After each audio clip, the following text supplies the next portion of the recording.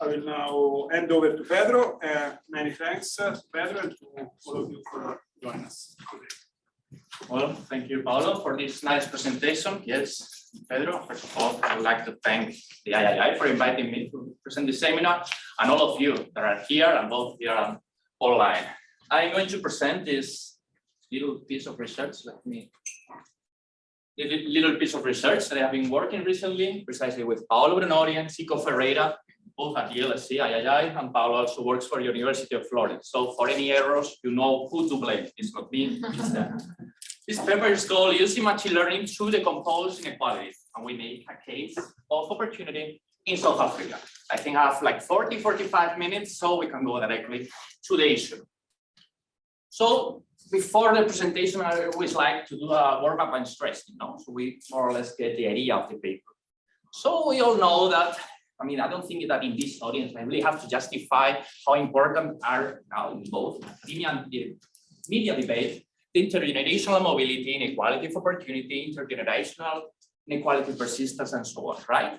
So in this paper, we focus on the inequality of opportunity framework that was first proposed and formalized by John Roemer's work, departing from John Roemer and so on. But the problem with this framework is that most empirical analyses that come from the theoretical, they are super hard to actually implement, to be implemented in our data, right? So there are many, many limitations that we need to overcome, and we will talk about that in a minute. So in this paper, we propose a transformation tree that put this Roemerian theory into practice. You will see how. And then we deliver reliable estimates of inequality of opportunities, in this case, in South Africa, just to simplify what we can learn with this algorithm in our data. So this is the main layout. First, I will present the Roemerian theory, then I will go to explain more or less the idea of the algorithm, and then I will explain what is inequality of opportunity in South Africa. So, first of all, the Roemerian theory. First of all, we get the cumulative distribution function of an outcome y that can be any economic outcome. For instance, income or wealth. Let's focus on income for now. We know that the distribution in this income, according to Roemerian theory, can be attributed to two sets of factors. On the one hand, we have circumstances. These are factors that we cannot control for. They are exogenous. Gender or race, the place in which you are born, parental or mother's education, this kind of factors, right? And then we have efforts. Efforts are variables, in this case it's a scalar, that we can actually choose. The number of hours studied or work, occupational choices, this kind of things, right? And we say that inequality attributed to circumstances is unfair because it's provoked, it is defined by variables that we cannot control for, right? So we are concerned on a fair society, we should diminish this degree of inequality of opportunity that is attributed to circumstances. So far, so good? Okay. So, John Roemer says, a society has equal opportunities if the distribution of the outcome is the same across circumstances. If we group individuals according to their common circumstances, we have types. Let's put an example. Imagine a society when the only circumstance relevant is gender. We have men and women. They generate two different types. If the distribution of income in both types is the same, they are facing equal opportunities. If there were some heterogeneity across these distributions, then we will have an equal opportunity. Okay. So there are some main assumptions that we need to formalize this into our data. One of them is that y, the outcome, monotonically increases with effort. So for instance, the more hours we study or work, the higher will be our income. So we can actually use this property to actually rank efforts to order people inside types. Once we group population in types, we can order them according to the income they have. And of course, we need that these circumstances are observable. We need them in our data, otherwise we cannot define types, we cannot define these groups of individuals. Okay, so precisely with these assumptions, as I have said, the quality of opportunity is satisfied if the distributions of this outcome, the condition on the type they belong is the same after having ordered outcomes according to the effort rank. You will see that graphically in a minute, I think it's easy. So how can we formalize, how can we get a number of this inequality of opportunity in a given society? Well, first, we divide the population into types, men and women. And then we define what John Roemer called tranches. This is groups of individuals that exert the same degree of effort. And we use quantiles. For instance, we divide both types with deciles, okay? And then we compare by deciles both types. So here, in this numerator, we have the mean of the percentile, the tranche, and the type, and it is normalized by the mean in that tranche. You will see that graph. And then if we apply this ratio to all our data, we obtain a vector y tilde in which only between type inequalities are collected.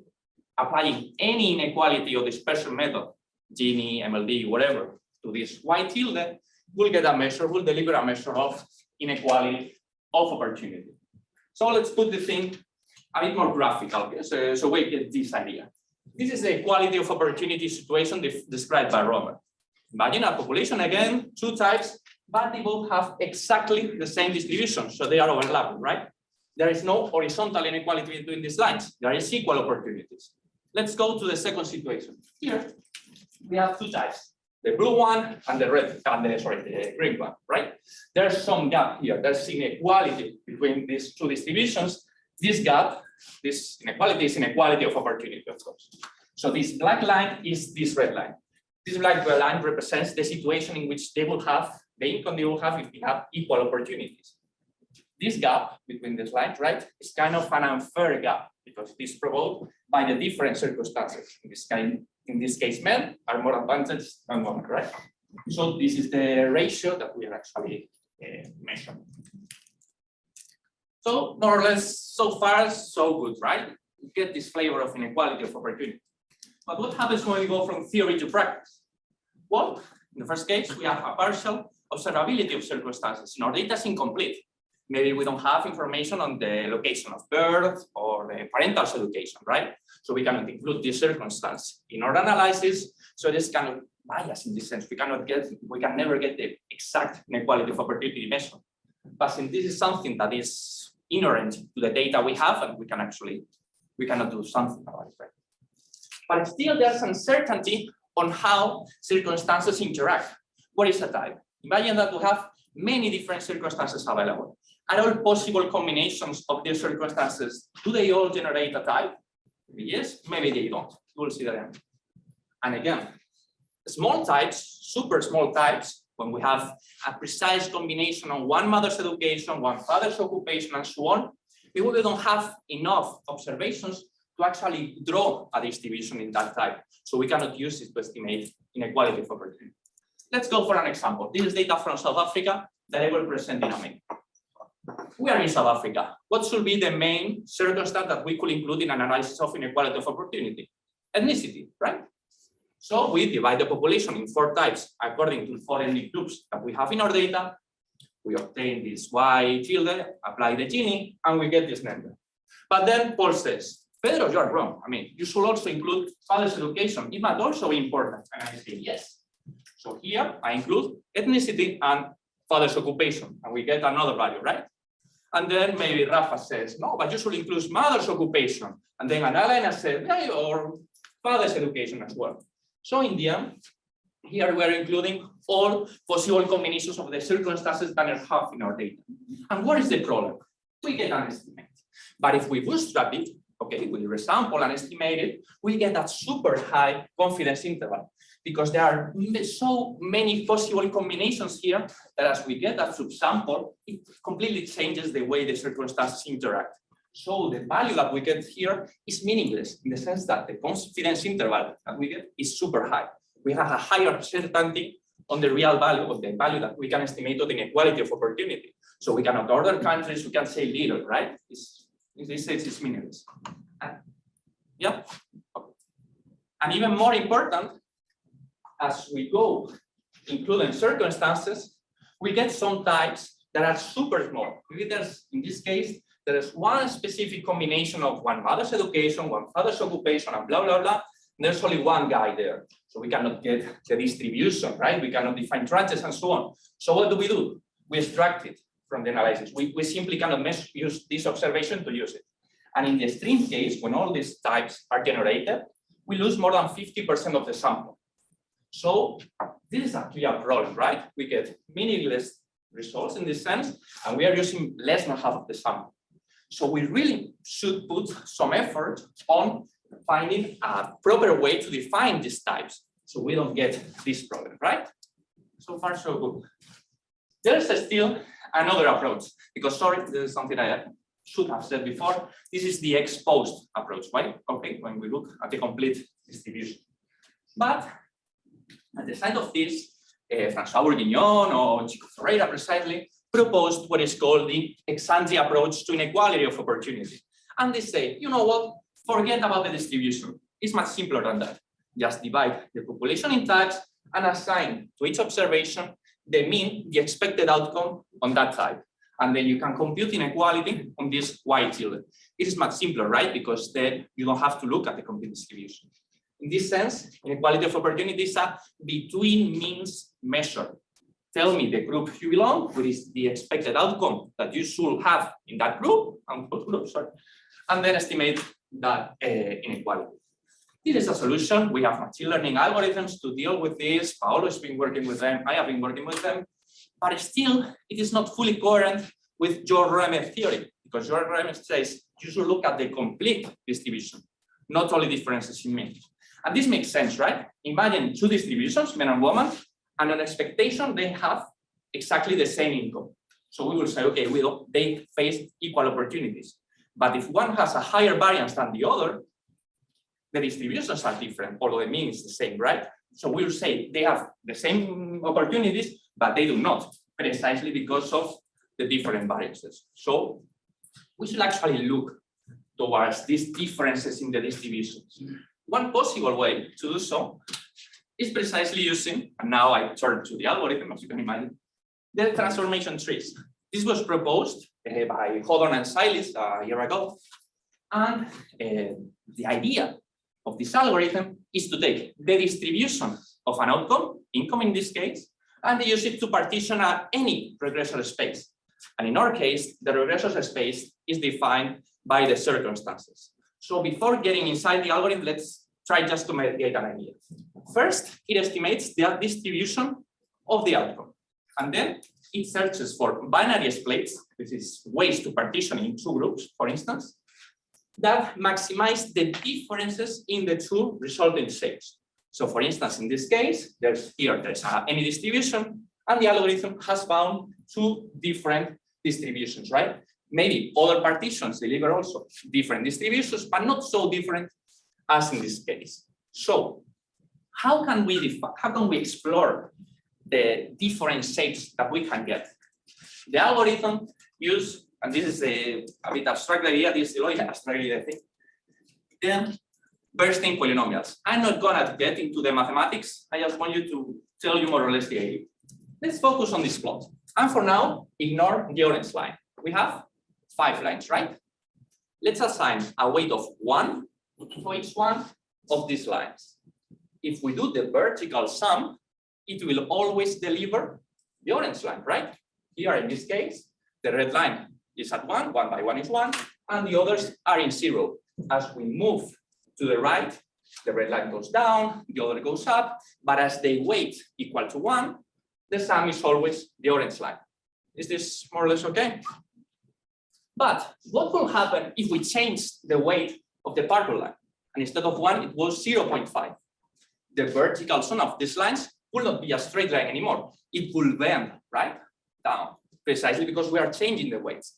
And what will happen if we change again the red line, the weight? Then we will get like an inverted U-curve in this sense, right? It will bend.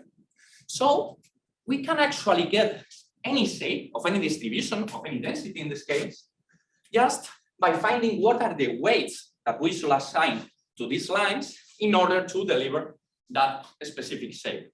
So in the end, the problem has reduced to finding a set of weights, a set of parameters that we assign here to find any distribution. And this is precisely the bursting polynomial. It's a way to compute this. In the end, it only estimates this beta, which is the weight we assign to each one of these lines to approximate any shape.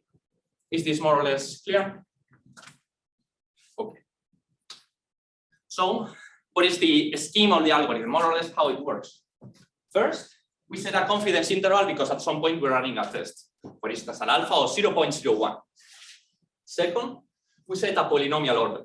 The order of the polynomial in the end describes how many lines we are using to approximate the shape. And you will say, come on, Pedro, it's easy, no? The more the better. I mean, yes, but there's, I mean, it's super costly in terms of computation. Beyond 40, it really takes a lot. And of course, at some point, we are losing degrees of freedom, right? So for now, let's imagine that we have an order of 5. So we are using 6 lines to approximate the shape.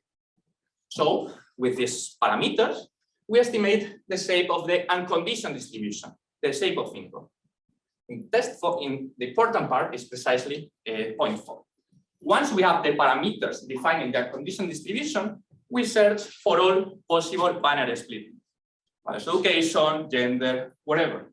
And each one of these splits will generate 2 distributions. What we do is we estimate the parameters defining those distributions and we get an statistics.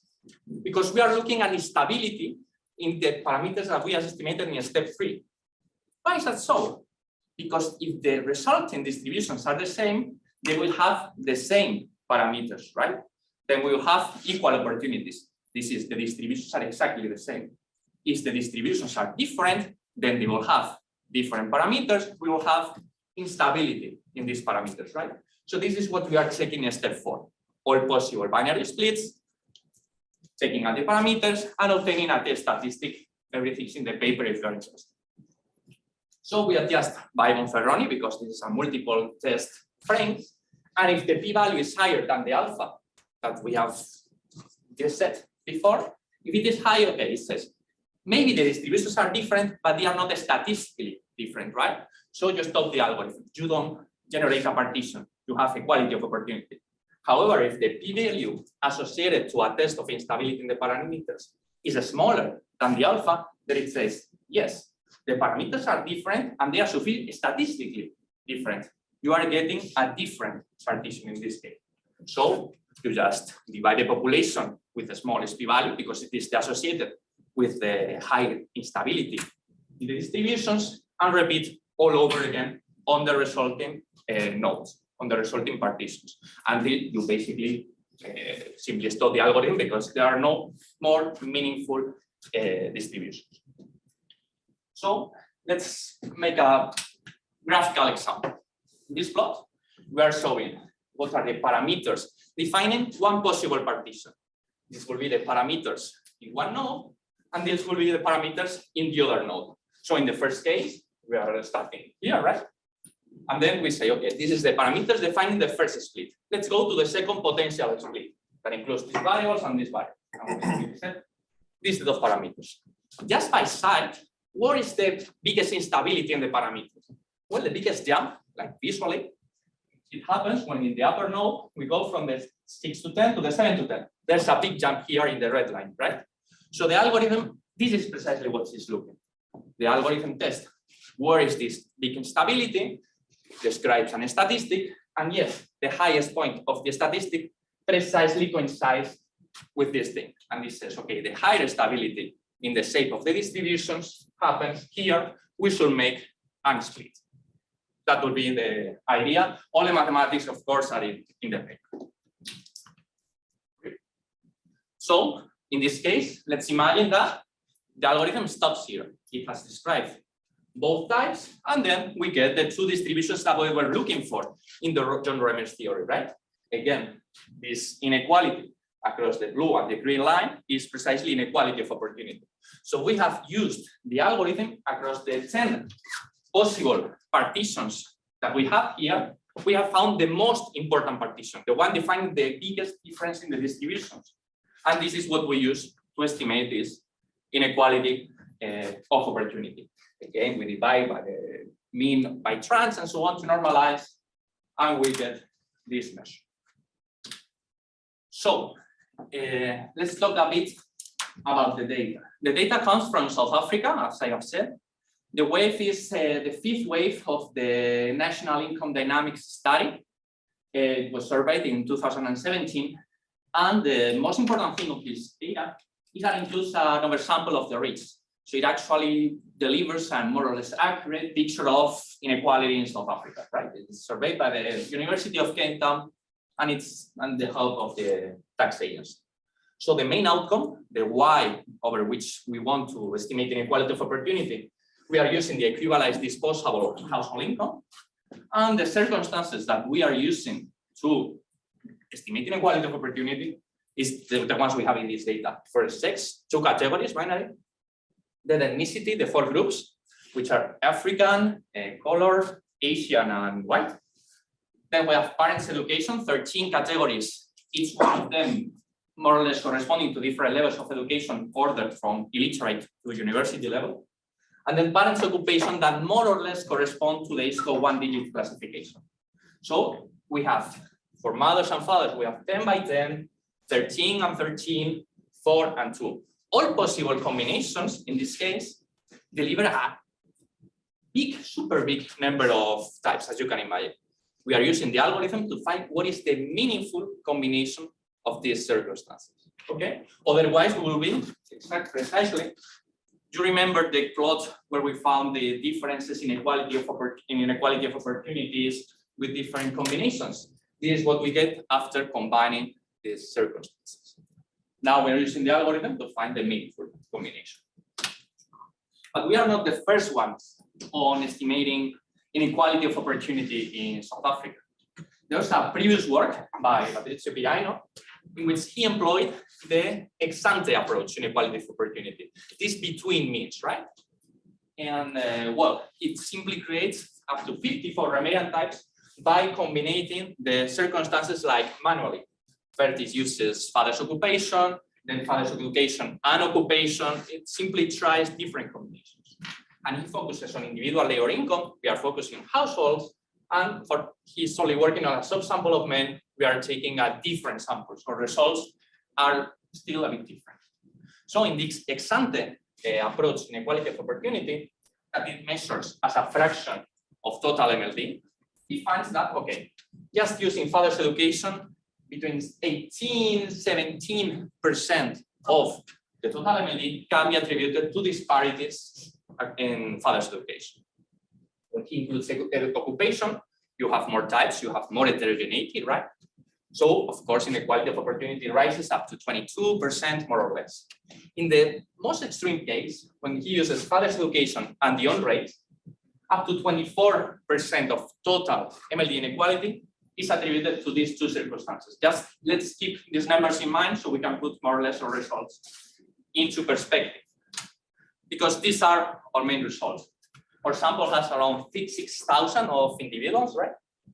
And in the first case, this is the exposed tree. This is the algorithm that we just run once.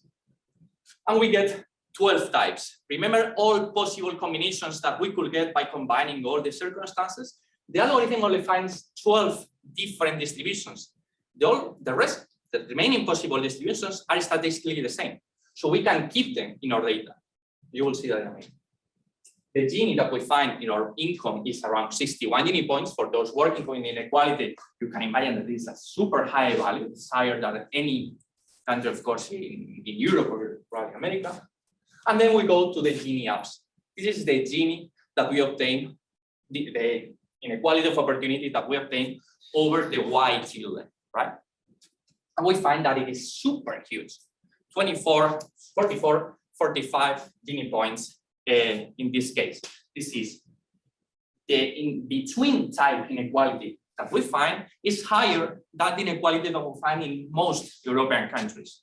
It's huge. Actually, when you divide Gini absolute over Gini, you find that 75%, 74% of this total inequality can be attributed to this between lines, between types inequality. Inequality of opportunity in South Africa, as you can imagine, as you can see here, is extremely high. If we go towards a more conservative measure of inequality in the sense that is the mean logarithmic deviation, remember that Pedro found about 24% at max. We are finding that 50%. And why is that so? Because we are looking at the different data and so on, but still we are getting a meaningful partition in types. And you will say, okay, Pedro, but this is the result of just one tree. Why don't you bootstrap your results? And I will say yes. So, as in real life, if you go to the village, I don't know, If you find a bootstrap of trees, you call it a forest, right? So this is what we have in the bootstrap version. Now it doesn't make sense to have types, right? Because we are around 200 different trees. Of course, the Gini is the same, and we find that yes, the inequality of opportunity values are super similar. So our results are robust to different sample specifications and so on. So this is the exposed inequality of opportunity values. And then we go to the ex-ante, because there is also a version, a machine learning version of the ex-ante approach that we have been working in the previous years. And the idea is more or less the same as the transformation trees, but now instead of looking at differences in the shapes of the distributions, we are looking at differences in the means. Because in this case, in this ex-ante case, we are looking at between means inequality. The rest is more or less the same. So yes, the Gini inequality, of course, is the same. And here, the Gini absolute inequality of opportunity is lower. Why is that so? Because we are only looking at differences in means, but not at the complete distribution. We are losing information in this case, right? I mean, actually, we have less types. The algorithm finds 2 types less. The unit relative is still super high. The between means inequality around 66. 2/3 of total inequality can be attributed to this between means component, but it's still not as high as the one that we find in the exposed. And the MLD, of course, is also low. So maybe this distinction between what we get with the exposed and the ex-ante deserves a little explanation.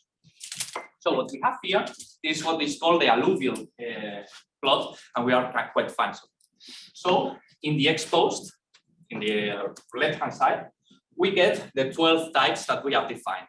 And in the right-hand side, in the ex-ante, we have the 10 types that the tree finds. So we simply draw the correspondence between both definitions. This is what people from here goes to the other place, right? And we find that there are some guys here, for instance, the pink, that remain the same. These are actually the white people. The ex-ante finds that the white are one specific type. The difference, I mean, the expected income is different from the rest. And in South Africa, it makes sense, right? But here in the exposed, it says, yes, the whites are different, but still there's another difference. And you will see that in a minute. And I have noted this because it's super messy. Look at this. This ex-ante type number 8. So the algorithm finds that these guys share more or less these characteristics and assigns the same mean. But the exposed drawing of the algorithm says, okay, there's a group of guys that should go here. This group of guys should go here, and so on. So it's generating a completely different partition. It's looking at different characteristics. So in this case, these guys are African with high father's education and mother's occupation. But for instance, these guys also include high father's occupation. Before it was only father's education, and so on. So actually digging a bit on the comparison between both approaches actually finds differences in these distributions. So this is finally, you were expecting this, the transformation tree with the 12 nodes that we have defined. And one of the nicest things of this kind of plots is that more or less they tell a story of inequality. Let's go to the first split that we get in South Africa. Where should it be? Of course, ethnicity. The algorithm tries all possible binary splits, and it finds that obviously the biggest difference in the expected distribution is in ethnicity. The white go one part, the rest goes in another. And then for the white, it says, okay, only for white people. Is there any other partition relevant? Yes. Mother's education, more or less, high and low. And then it stops. If we didn't have this algorithm, we will say, okay, maybe we should have father's occupation, mother's occupation, whatever. But the algorithm finds that all remaining distributions are statistically the same. So it says, Pedro, stop here. And then we go for the rest of the population. And then it says, okay, mother's education again, high and low, father's occupation, ethnicity. So we can more or less draw a history of inequality, a picture of inequality in South Africa, just by looking at these plots, right? And of course, this is the log density. And yes, blue guys, and this guy's the white, they are much more to the right. Of course, they are way richer than the other. There's still another nice way to show these results. And it's what we call the ponytail plot. Maybe we should find another name, but for now it is illustrative. this between lines inequality, remember, is inequality of opportunity. The blue lines are the white, with high mother's education and with low mother's education. And you find that they are right, I mean, to the right with compared to there's a huge polarization, a huge inequality between this group and the rest. In this case, the green are the African, right? And there's a big mess between these lines. So, I mean, if we zoom in a bit and we focus on two specific types, we find something interesting. These are just simply two types. One of them, the green one, is African with some characteristics, and the red one is colored and Asian, okay? And the interesting thing is that their mean is almost the same. One is 8.82 in terms of income, and the other is low income, of course, and the other is 8.76. So the exante actually finds that they are the same, but the shapes, they are completely different. Here, these guys, the green, are worse off, but others are better off. So if we use the exante, we cannot find this. Apparently, here, there's a green elite, in this case, an African elite, that is much better than these guys. So the actual shape of the distribution is explaining a lot of this inequality. Right? Another way to show results is what we call the mountain plot. We are not so imaginative, as you can see. So we simply plot the distributions of log incomes, I mean, the complete distribution of log incomes, and then we divide it by types and color with the different ethnicities. And again, yes, the white are super to the right, right? The bulk of the population, the Africans, are way poorer, and the variance is much higher. There's a big inequality between these guys, and this is precisely what we actually saw, no? in the ponytail plot. Finally, I think I'm in time. We show the Shapley value decomposition. I guess some of you are already familiarized with the Shapley value. It is just a measured way to decompose the inequality of opportunity that we have measured before, right? This 45 Gini points. We are decomposing it by the different circumstances, how they contribute to this measure. So if we focus on the exposed, around 30% of that inequality is attributed to differences in ethnicities, around 14 to different occupations in the parents, around 20-something on father's education, and nothing but sex. Of course, we are not saying that sex is irrelevant in South Africa, but since we are using household income, the income of the man is also attributed to the woman, and this is why we are not finding these disparities. Use other measure of inequality of income, of course, we will find a gender disparity in this case. But what's super interesting in this case is that when we decompose the ex-ante inequality of opportunity, the value of ethnicity is not the most important, it's the third. We go from the 30% to 20%. Actually, the two important variables in the between mean component is by father and mother's education. And why is that so? Probably because there is a higher variance in the Africans, as we have said in the mountain plot, right? So this heterogeneity in the variance, this is not captured in the ex-ante approach, but it is in the exposed. And this is why it is actually reflecting the important, obvious role of ethnicity in South Africa. So it also makes a case, right, to actually compare them both and find their strength.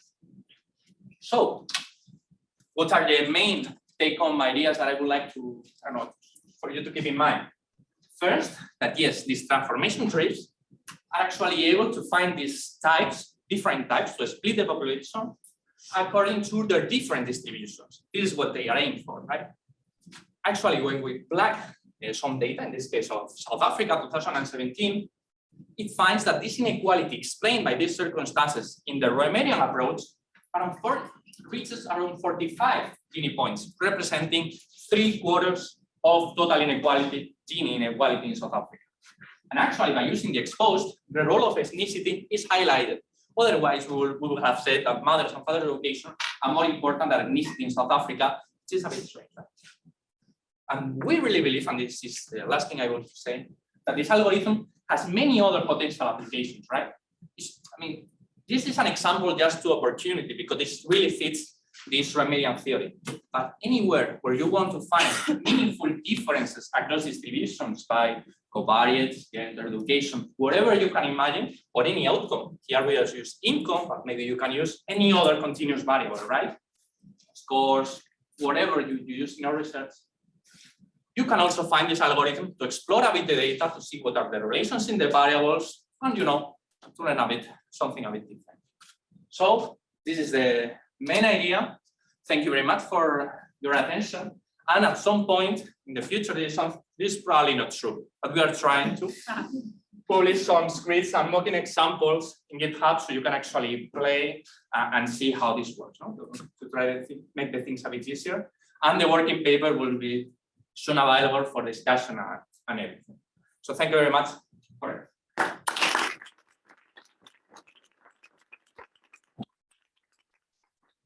Thanks, Pedro. Thanks for your presentation. We now open the floor for questions from the audience, both online and here. Attendants online can use the raise hand function, and possibly anyone in presence or online. You could state your name and affiliation before you pose your question, so we know better each other. So let me start with the first question at the door. There. Yeah. Thanks.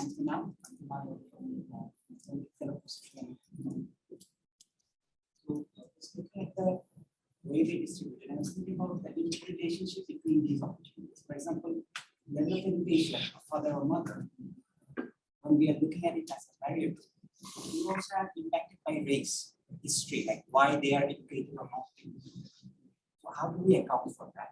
And the second part is about intergenerational change. This is sort of so. Would it be like have different implications if you maybe the median or mean age of the household and have look at it whether it would be the difference like intergenerational changes? Pedro, sorry. From online, they didn't hear the question. So if you can summarize the question while you answer. And, okay. So first of all, you were saying that what could be the interconnections between the circumstances, right? And in the second part, you said that maybe there's age. If we take age into account, would that give us a reflection of the intergenerational? Exactly. What happens if we take age into account? Thank you very much, because precisely something I forgot to mention in the presentation, and is that this outcome is precisely adjusted by age. So we have erased the effect of age. One other possible way to do so is precisely to work with cohorts. You have people that are in a specific part of time to measure inequality of opportunities and so on. The only problem in this case is that the sample was relatively small, only 6,000. So we cannot actually run this kind of analysis. But when you have a panel of different cross sections, you can actually do this. But this is a super interesting approach.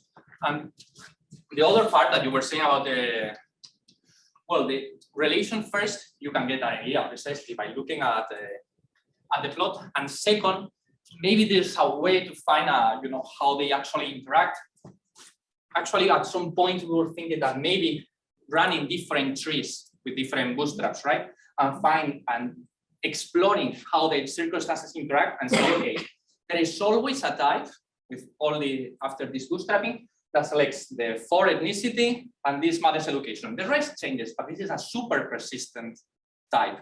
Maybe that will give us an idea on, this specific combination of circumstances is important in South Africa. So this is something that we could work in the future. For now, we can only work with one tree or a supply that separates the contributions. There's another version of the supply, which is the nested supply, in which you actually implement the structure on how the circumstances should interact, and then you measure these interactions. But then you need a model to say, okay, first, mother's education is defined, second, mother's occupation, and so on. And since we have circumstances from the mother and the father, it is not so simple to implement this kind of supply. So maybe running several trees and finding common splits would be an idea. Thank you. Yes, sorry. Thank you. Thanks so much for your super interesting presentation. And actually, this slide is where it really clicked what you were saying. I was like, oh, okay, I get it now. So thank you. It was fantastic. So I have two questions. One is, to what extent does the sample size of each category influence the timing at which the algorithm stops? So here for the whites, for example, you stop at education, and I'm sure there's like meaning in the data for that, but just theoretically, is it that some category types have low samples that means that the type that is not taken up? And then another question was, and then so like, what impact does that have to interpret the true drivers of inequalities in South Africa if it's sample driven? And then the second thing is, I noticed that in the previous South Africa paper, they had included province. And I just couldn't help but think that that was probably like a quite important driver of inequality in South Africa, just because apartheid policies were very geographical in nature. And I'm just wondering why you chose not to include it.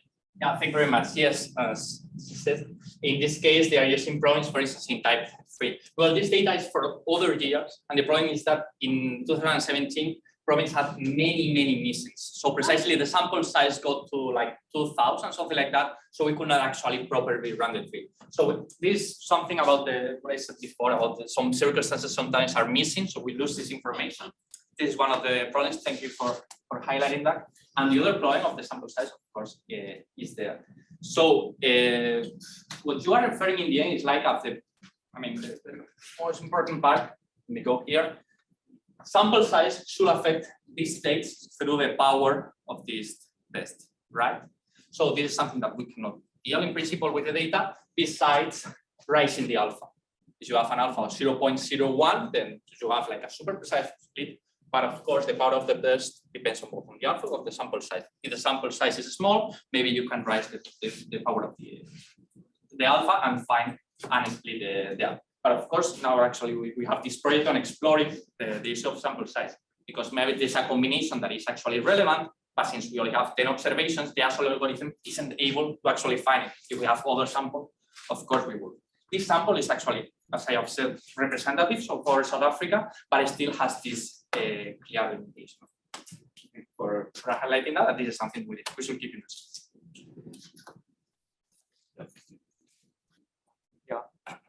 My name is Mael. I'm a research fellow in Short Politics at II. Thank you for your big presentation. And in the case of South Africa, you talked about 4 groups of ethnicity. And can you tell me more about the way the group of colored people was defined for the study? Okay. Yeah. Yes, as you have said, we have 4 ethnicity groups. That this is what is actually reported in the, by the respondents. No. So the first one is African. So they serve as have the darkest skin. Then they have colored, which is not so dark skin as they find themselves. This is something that they actually put in the slide. And then we have the second one is Asian or mixed. And then one is those that find themselves or represented in the white group. So it is self-reported. It is something that they only provide these 4 categories. Of course, South Africa has a much varied ethnicity range, but there is some limitation of the questionnaire. We cannot actually go deeper into that. Of course, maybe an interaction with the province or the place of birth could provide more ideas, but since we don't have this kind of data, we should stop here. But, do you know if the way the people were interviewed, the way their own representation of themselves was used to define the question of colored people? Because I am an African Caribbean, for example. If you ask me if I am an African of colored people, I think it's very personal point of view. So I just want to know if this own perception was in consideration in the way the group was defined, or if it's just a question of the darkness of the blackness of skin. As far as I know, I don't know. To the extent that this is some data that the University of Cape Town take and they just deliver it. So they say, okay, ethnicity are these groups. So I don't know if there's actually an interviewer that is saying, okay, this guy is white or not. maybe we should write them an email to actually ask about the process. But for sure, I don't think we can get, thinner or better data on this quality. We have to trust what they Yes, thank you. I would like to go back to the first question, partially. When you show us the several variables and the weight of each variable explaining, the supply. Can you go back to this one? You mean the supply decomposition, right? Yeah, This thing. yeah, exactly, that one. So for the untrained eye politician, let's say, he look at that and say, oh, okay, so let's get mothers better jobs, so we can improve everything. But then mother's job depends on mother's education, and mother's education depends on ethnicity mainly. So the root cause is the equal opportunities regarding ethnicity more than the other, because the other are consequences and not causes. And I wonder if this is something that could be explained maybe in different projects, I don't know, because so far, you explained these kind of things that these are, some of them looks to me like results or symptoms, but not causes. Yeah. Thank you very much for highlighting this precisely, because these results are descriptive. In the sense that they are not looking for the causes, but just decomposes inequality of opportunity. One approach is precisely what I was mentioning about the supply nested, that will give another idea. So as you said, okay, let's say that ethnicity is the most important circumstance that actually determines or leads towards a different education, and then we have mother's occupation. And okay, for now, we ignore that for this example. Well, if you apply to this structure, of course, you will get different shares, but still, I don't think it will be causal. You need another, so it will provide a closer picture on their actual relevance, but still, it wouldn't be causal. You need maybe other kind of experiments or other kind of data to find IVs or this kind of things to actually draw this kind of causal relations. But of course, they will reflect a thinner application. This supply value is a bit gross in the sense that you only partition according to the differences, and that's so we can make something thinner. So, yeah, thank you. Related to Laura's question, I thought that you could think about two approaches. So one, to deal with sample sizes. You could take the tree as you have now, take your most important partition at the beginning and randomly drop lots of observations and see what that does to your tree, right? Then that will give you an idea of how much your sample sizes might be affecting your results.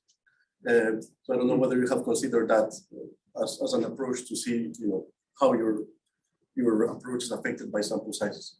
Another one could be using admin data for the same countries, and then compare admin data versus survey data. Of course, you'll need very rich admin data, right? Yeah. That's the two. But my question was more about the choice of income concept. So why have you chosen equivalized disposable income? As you see, you completely ignore gender differences.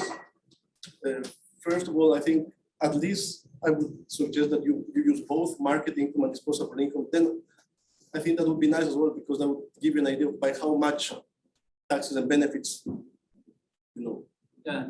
give differences in terms of inequality of opportunity. And also the equivalized is also bothering me a bit, because I don't know what's the underlying assumption of how you treat household composition then in terms of inequality of opportunity. So does that mean that you think that household composition is not related normatively to any type of opportunity between people? So in that case, going to the individual level, I think would be also nice to know how from individual household market disposable creates differences in your results. Thank you. Yeah, it's super simple, the answer regarding the income definition, because it delivers the highest sample size. For other income definitions, we are at smaller sample sizes. So we have this problem of sample size, of course, accentuated. So we wanted to make an example with the biggest data we will actually gather. But of course, choosing this neglects the effective role of gender and other intra-efficient dynamics. I'm not aware if there's I think there's one working on this inequality of opportunity and how the type of equivalence using one versus the other. actually affects your results. So this is kind of conservative in this sense. No? So you are taking like the gross ones, this is the minimum influence of these circumstances. Of course, choosing others will be super important. Here, this. And regarding the sample size, yes, this is something that we are doing actually in the random forest. So the random forest is a bootstrap, but the main difference is that we are not, we are subtracting a sample without replacement. So necessarily to make it different, it has to be smaller.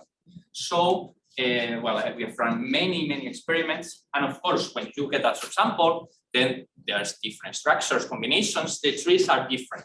But the inequality of opportunity that you measure is super similar. Maybe there's a split of father's occupation that doesn't happen, but it uses mother's occupation, which is highly correlated in this case. So of course, the structure changed a bit, but the story you tell is more or less the same in this case. But of course, the idea, of course, will be to use administrative data, but for that you will need administrative that has circumstances. And this kind of data, I'm not aware that we have, yes, in the Nordic ones, but for sure it is not in South Africa. So that will be a limitation. Thank you. Yes.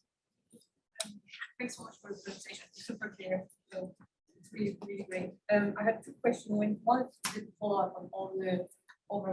I was just wondering if you had, or if you were considering just running the same between non-white people and white people. I guess the white sample is too small, but then because one of the results which I found the most striking was the difference of distribution between African and I think the Indian region. I was expecting to see the reverse, so I was really surprised to have this graph where basically the elite of the African was actually better off than the elite of the Indian, because politically that's not what you expect in South Africa, right?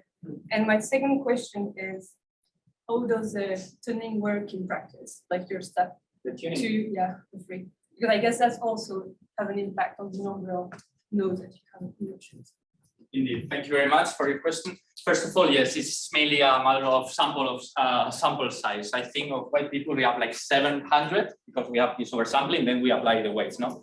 And with this 700, we could get other partitions, but I will not trust it precisely because of the limitation of the sample size. At some point, we should really deal with that. Regarding the tuning, thank you very much because this was a bit technical, so I wanted to skip it for the questions. So, as he has said, we have two parameters defining the algorithm. You remember to the scheme. First, it was the alpha, that was the significance levels that we used to pass this test, right? And we set it to 0.01, so there's no tuning there.